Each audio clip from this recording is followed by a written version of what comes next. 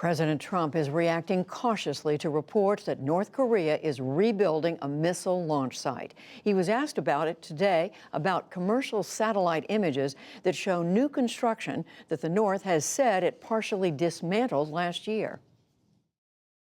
The relationship is good. I would be very disappointed if that were happening. I would be very, very disappointed in Chairman Kim, and I don't think I will be, but we'll see what happens. We'll take a look.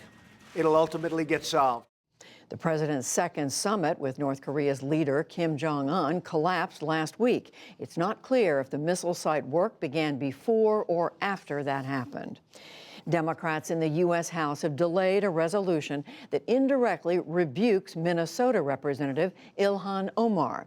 The freshman congresswoman, a Muslim, had suggested that lawmakers feel pressured to pledge allegiance to Israel. Party leaders initially offered a resolution condemning anti-Semitism. They delayed it today amid reports that supporters of Omar protested at a contentious closed-door meeting. The Secretary of Homeland Security told Congress today that there is a crisis at the southern border with Mexico. Kirstjen Nielsen cited 76,000 migrants who crossed illegally last month. That was more than twice the total from February of last year. At a House hearing, Nielsen said most of the migrants are families and that border agencies cannot keep up. We face a crisis. A real, serious, and sustained crisis at our borders.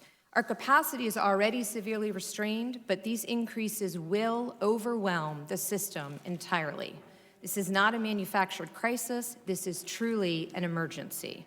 At a separate hearing, the Customs and Border Protection Commissioner, Kevin McAleenan, said that his agency has unprecedented medical needs at its short-term holding facilities.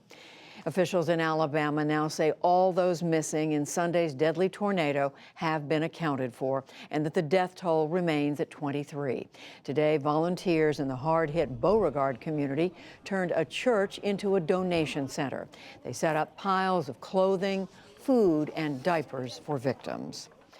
U.S. Senator Martha McSally, the first female combat pilot in the Air Force, revealed today that early in her career, she was raped by a superior officer.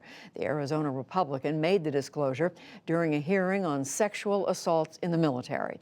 McSally said that she did not report the rape because she did not trust the system. I was horrified at how my attempt to share generally my experiences were handled. I almost separated from the Air Force at 18 years over my despair. Like many victims, I felt the system was raping me all over again. McSally said the military has come a long way in handling sexual misconduct, but that too many commanders still have not addressed the problem. In Canada, a former top aide to Prime Minister Justin Trudeau denied today that Trudeau demoted his former Attorney General for targeting a Montreal engineering company. The former Attorney General, Jody Wilson-Raybould, has said that Trudeau pressed her not to prosecute the company for alleged bribery in Libya.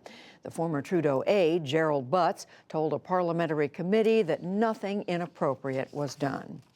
France has unveiled plans to impose a 3% tax on tech giants, including Amazon, Google, and Facebook. The tax would apply to all revenues generated in France. The companies currently pay taxes mostly where they are based, and they pay little in other countries, even if they have extensive operations there. Back in this country, the U.S. Interior Department gave notice that it wants to end protections for gray wolves nationwide.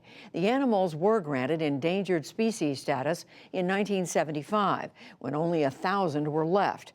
Now, more than 5,000 live in the continental U.S. Protections for wolves in the northern Rockies were lifted in 2011.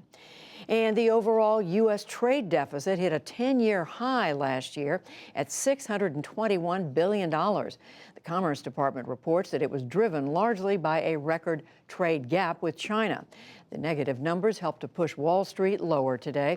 The Dow Jones Industrial Average lost 133 points to close at 25,673.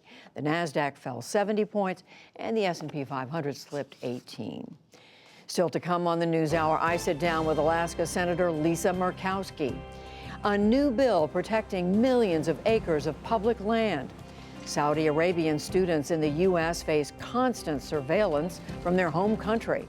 The director of the National Institutes of Health on sexual harassment in the sciences, and much more.